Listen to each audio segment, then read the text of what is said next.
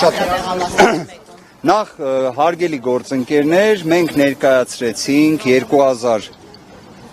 2026 թվականի հունիսի 7-ի ազգային ժողովի ընտրությունների արդյունքները անվավեր ճանաչելու դիմում։ Նշված դիմումի շրջանակներում ներկայացրել ենք այն մասշտաբային ընտրախախտումները, որոնք տեղի են ունեցել նախքան քվեարկության օրը, ինչպես նաև քվեարկության օրը ևս։ Մենք հատկապես նաև շեշտադրել ենք այն բոլոր ռեպրեսիվ գործողությունները, որոնք տեղի են ունեցել, վարչական ռեսուրսի չարաշահումները, ատելության խոսքը ևս։ Ուզում եմ մի կարևոր հանգամանք բացահայտեմ ձեզ, որ այս ժամանակահատվածում հատուկ առանձին անդրադարձ չենք կատարում։ Մեր կողմից ներկայացվել էր մի քանի դիմումներ կենտրոնական ընտրական հանձնաժողովին, թե ատելության խոսքի վերաբերյալ, թե վարչական ռեսուրսի չարաշահման վերաբերյալ։ Մենք դրանց հետ կապված ստացել էինք կենտրոնական ընտրական հանձնաժողովի մի կողմից անգործությունը, մի կողմից մերժումը։ Դրանք բոլորը բողոքարկվել էին վարչական դատարան եւ մենք ունենք նաեւ վարչական դատարանի վճիռներ, որոնցով այս խնդիրները արձանագրված են։ Այսինքն սա ոչ միայն մեր կողմից գնահատողական դատողություններն են, այլ սա նաեւ դատական ակտերով հստակ արձանագրված հանգամանք։ Վերաքվեարկության անհրաժեշտության վերաբերյալ։ Կենտրոնական ընտրական հանձնաժողովը ընտրության արդյունքները անվավեր ճանաչելու դիմումը քննարկելու ընթացքում պարտավոր է նաև անդրադարձ կատարի վերաքվեարկության հանգամանքին, որը նաև մենք ներկայացրել ենք մեր կողմից մուտքագրված այլևս դիմումի շրջանակներում։ Վերաքվեարկության հիմքերը շատ հստակ են։ Եթե անվավեր ճանաչված այդ ընտրական տեղամասերի արդյունքները ազդեցություն են գործում ընտրության արդյունքների վրա, ապա պարտադիր է այդտեղ վերաքվեարկության հանգամանքը։ Պարտավոր է կենտրոնական ընտրական հանձնաժողովը նշվածը կազմակերպել։ Ասեմ ավելին, այստեղ մեծ հարց է, արդյոք միայն այդ երկու ընտրական տեղամասերում, թե մի շարք այլ ընտրական տեղամասերում ևս։ Մեր կողմից ներկայացված ընտրության արդյունքների անվավեր ճանաչելու հիմքերի մեջ է նաև մի շատ կարևոր հանգամանք։ Հարգելի գործընկերներ, ընտրություններին մասնակցած մեր հայրենակիցներից 100,000-ի ձայները 100,000 կլորացնում եմ գործընկերներ, ձայները ոչ թե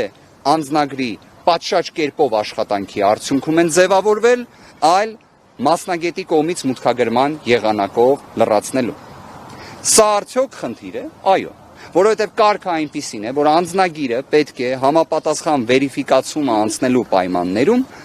պատշաճ լինի։ Եթե պատշաճ չի լինում, սա խնդիր է, թե ոչ, այո, խնդիր է։ Ծավալն էլ կազմում է շուրջ 100,000, որից 16-ից 17,000-ը այսպես կոչված, նաև հենց կենտրոնական ընտրական հանձնաժողովից էր այդ դիրքորոշումը, գաղտնի ցուցակներ կոչվածը, այսինքն զինծառայողների կողմից քվեարկություն։ Արդյոք այս վիճակագրական տվյալը ևս էական նշանակություն ունի, միանշանակ։ Կներեք ավարտեմ, 17,000 քվեաթերթիկ շուրջ անվավեր է ճանաչվել։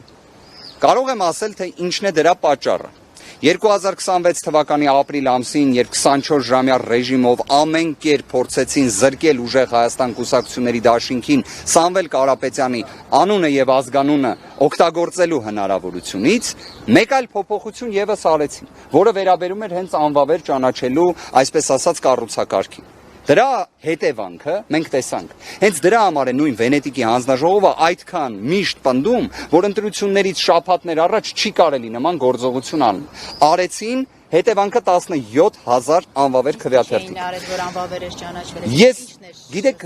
դրան հեսա կանդրադառնանք, թե ինչ աստիճան տեխնիկական նաև հարցերն են, բայց փաստը նա է, որ նախորդող բոլոր ընտրություններին 4-ից 5,000 անվավեր քվեաթերթիկը այլևս վերածվել է 17,000-ի։ Մյուս հանգամանքը ՆԳՆ-ի ոստիկանության ծառայողների կողմից շուրջ 5,000 մեր հայրենակիցների դիմումները ընտրական տեղամասի փոփոխության վերաբերյալ մերժվել են։ Այս թվերի համակցությունը, որ հիմա դուք բոլորը դիտարկեք այն մթնոլորտի,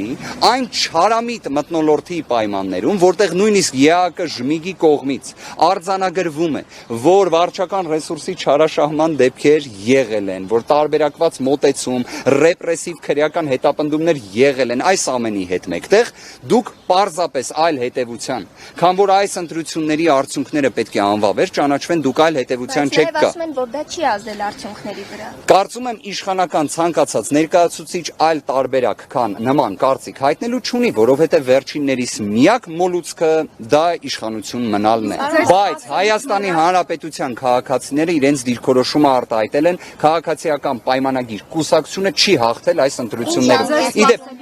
կներեք սա էլ արձանագրեմ։ Դուք գիտեք, սիրելի հայրենակիցներ, որ միջազգային փորձում առավել քան տարածված է, որ ընտրությունների արդյունքները ամփոփվում են, երբ որևէ մի ուժ ստանում է ընտրելու իրավունք ունեցող անձանց, ներկայացուցիչների, իշխանության կրողների 50%-ից ավելի ձայն։ Հիմա օրինակ եվրոպական երկրների ներկայացուցիչներ, որոնք այս ժամանակահատվածում ես նկատել եմ հեռախոսազրույց են ունեցել Նիկոլ Փաշինյանի հետ, ինձ շատ հետաքրքիր կլիներ դրա մանրամասները իմանալ։ Այսինքն այնտեղ խոսում են, ասում են, դե դուք 49% ես հավաքել, բայց ձայների փոշիացում կա, դրա հաշվին